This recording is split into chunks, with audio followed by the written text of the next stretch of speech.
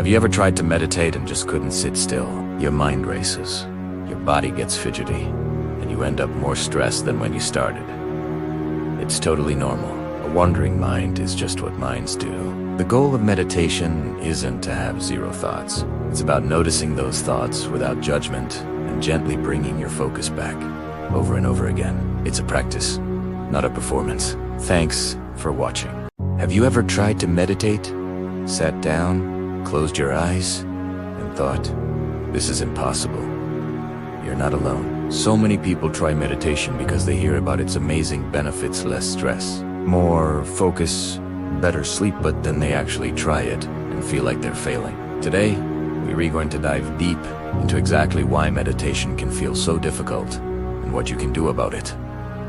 This isn't about some secret technique. It's about understanding what's really happening in your mind and why that struggle is actually a normal and even essential part of the process. Let us start with the biggest misconception out there. The idea that meditation is about stopping your thoughts. Imagine I tell you, for the next 60 seconds, do not think about a pink elephant. What's the very first thing that pops into your head? A big, clumsy, bright pink elephant, right? Trying to force your mind to be empty is like trying to hold a beach ball underwater. The harder you push it down, the more forcefully it's going to pop back up. Our brains are thought-generating machines. That's their job. They've been doing it non-stop since we were born. Expecting them to just switch off is like expecting your heart to stop beating on command. It's not going to happen. So, when you sit down to meditate and your mind is buzzing with to-do lists, worries, and random song lyrics, you're not failing. Your brain is just doing what brains do. The real goal of meditation isn't to have an empty mind, but to change your relationship with your thoughts. It's about learning to watch them come and go without getting swept away. This leads us to the second major hurdle: our modern, distraction-filled lifestyle. Think about your average day. You wake up, you check your phone, you have notifications, emails, social media feeds. You listen to a podcast on your commute. You work on a computer with multiple tabs open. Our brains are constantly being trained to jump from one stimulus to the next. We're living in a culture of hyperstimulation. We're rewarded for multitasking and being constantly on. Then we try to meditate. We sit in a quiet room, take away all the external distractions. And what happens? The brain freaks out. It is like a hyperactive puppy that has suddenly been told to sit still in a corner. It doesn't know how. It is so used to chasing every new sight and sound that the sudden lack of input feels uncomfortable, even boring or agitating. This internal restlessness is a direct result of our external environment. We're essentially asking our brains to do the exact opposite of what we've trained them to do all day, every day. It's a huge shift, and it's no wonder it feels like an uphill battle. The third reason meditation feels hard is that it brings us face to face with uncomfortable emotions.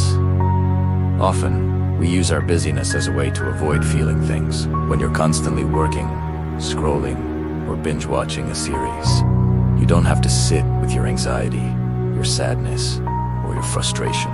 Distraction is a very effective, albeit temporary, coping mechanism. But when you sit in silence, there's nowhere to hide. All those feelings you've been pushing down start to bubble up to the surface. It can feel like opening a closet door and having everything you've ever stuffed in there fall out on top of you. This can be intense and overwhelming. You might sit down hoping for peace and instead find yourself wrestling with old regrets or future worries. It's easy to think, this is making me feel worse, not better, and just give up. But here's the secret. This is where the healing happens. By allowing these emotions to come up in a safe, controlled space, you're giving them a chance to be seen, processed, and eventually released. It's like lancing a wound. It's painful in the moment, but it's necessary for the real healing to begin. Pushing them down just ensures they'll fester and pop up later, often in more destructive ways. Another big challenge is unrealistic expectations. We see images of serene-looking people in perfect lotus poses, and think that that's what meditation is supposed to look and feel like from day one. We expect instant calm, profound insights, or a complete absence of stress after just a few sessions. When that doesn't happen, we get discouraged. We think it's working for everyone else. What's wrong with me? The truth is, meditation is a practice, a skill. It's like learning to play the piano or going to the gym. You wouldn't expect to play a Mozart concerto after your first piano lesson, would you? You wouldn't expect to have a six-pack after one workout. You start with simple scales, maybe just finding the keys. You start with light weights, and your muscles are sore the next day. It's the same with meditation. Your first sessions might be messy, frustrating, and feel like you're doing nothing at all. That's your learning the scaleless phase. That's your sore muscle phase. The progress is subtle and happens over time. It's about consistency, not intensity. A 5-minute practice every day is far more powerful than a 1-hour session once a month. So, let go of the idea of a perfect meditation. There's no such thing. There is only your practice.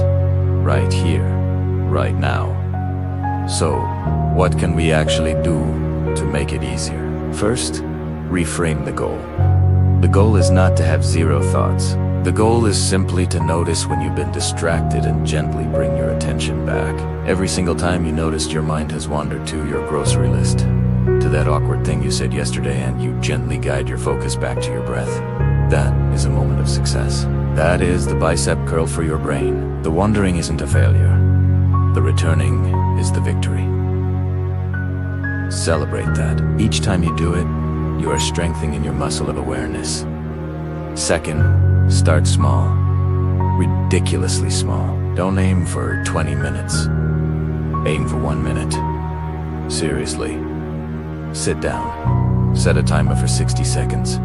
And just focus on your breath. Can you do that? Of course you can. Anyone can do anything for 1 minute. Do that every day, for a week. The next week, maybe, try.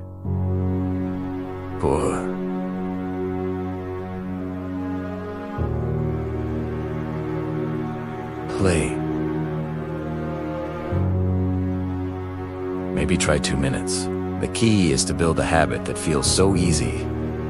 It is almost impossible not to do.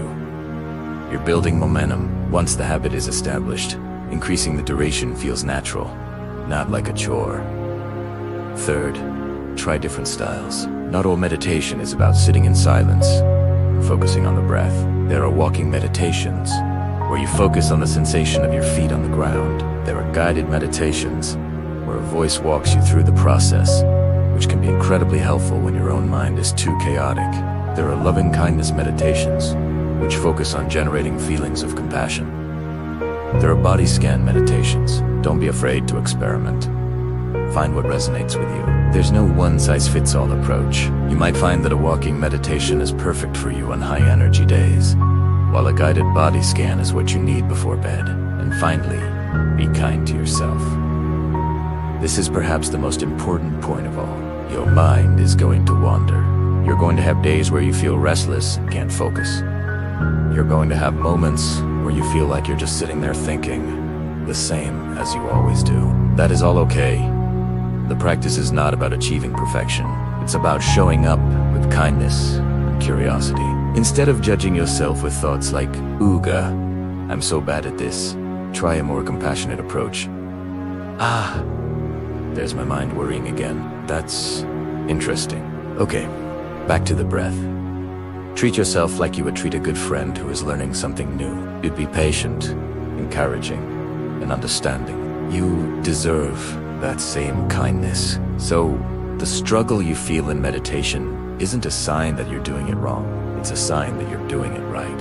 You're confronting the chaos of the mind. You're sitting with discomfort, and you're rewiring your brain one breath at a time. It's a challenging workout, not a relaxing spa day, at least not at first. But with patience, consistency, and a whole lot of self-compassion, it is one of the most rewarding skills you can ever develop. Thank you so much for watching. If this resonated with you, please hit that like button and subscribe for more content on navigating the mind. And I'd love to hear from you in the comments. What has been your biggest challenge with meditation? Let's talk about it. See you in the next video.